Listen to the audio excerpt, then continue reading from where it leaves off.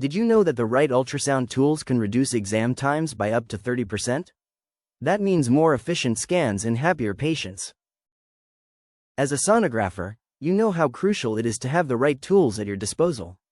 The right tools can make all the difference in the quality of your scans, the comfort of your patients, and even your own job satisfaction.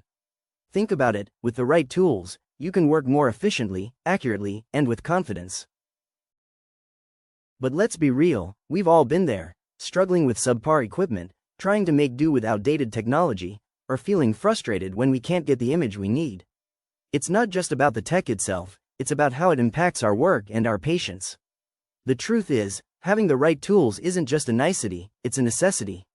It's essential for providing top-notch patient care, and for making our jobs as sonographers easier and more enjoyable. When we have the right tools, we can focus on what matters most, delivering exceptional care and getting accurate diagnoses. So, what happens when we don't have the right tools? Well, for one, it can lead to longer exam times, which can be uncomfortable for patients and stressful for us.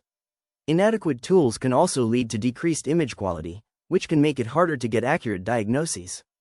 This can lead to a range of problems, from delayed treatment to unnecessary additional testing.